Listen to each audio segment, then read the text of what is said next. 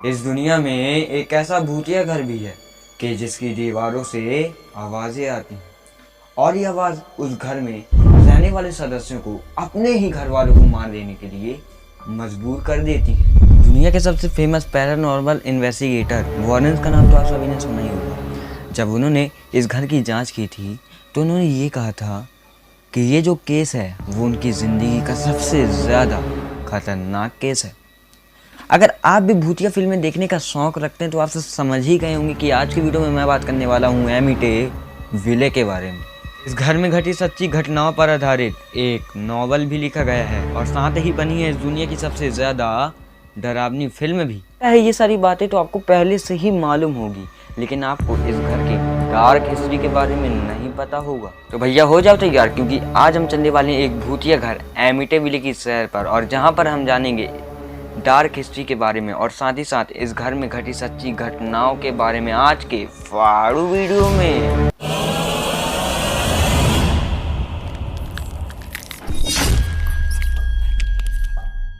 लुट्स परिवार, जहां जॉर्ज और कैथी के साथ उनके बच्चे भी थे। जॉर्ज और कैथी लुट्स घर की तलाश कर रहे थे, तभी उन दोनों को एक बड़ा सा घर काफ़ी सस्ते में मिला और वो घर था एमिटेविले।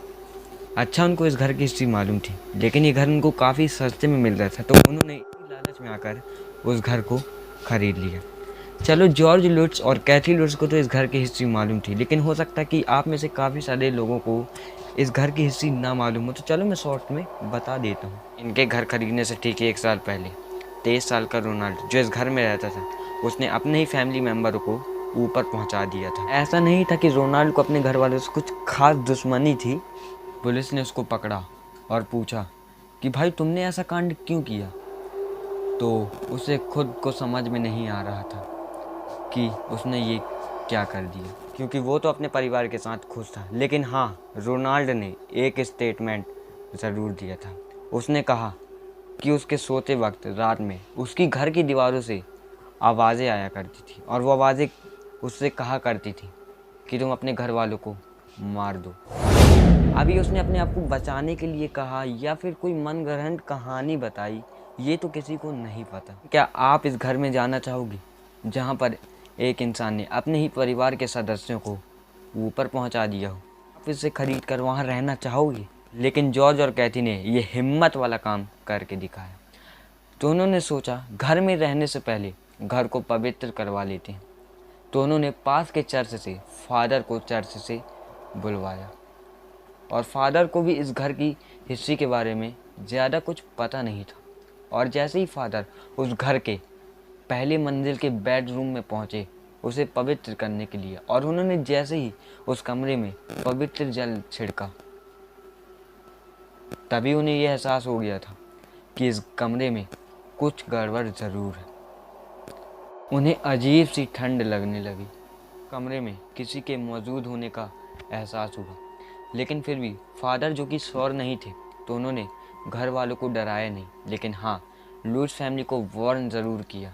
उन्होंने ये कह दिया कि इस कमरे को आप अपना बेडरूम या फिर यूज़फुल रूम ना बनाएं। हालांकि ये घर काफ़ी बड़ा था और लुट्स फैमिली काफ़ी छोटी थी, तो उन्होंने इस बात को आसानी से मान लिया। घर में शिफ्ट होने के बाद उन सारे फैमिली मेम्बर्स को रात में डर लगने लगा। इस जगह पर कोल्ड स्पॉट बन गए थे। कोल्ड स्पॉट एक ऐसी जगह है जहाँ पर हर मौसम पर ठंड ही लगती रहती है, और ऐसा कहा जाता है कि आपको जहाँ पर ठंड का एहसास हो तो ये पॉसिबल हो सकता है कि वहाँ पर कोई आत्मा है। इस घर की बेटी जो रात में किसी से बात करती थी, वो घर के और सदस्य को दिखाई नहीं देता था।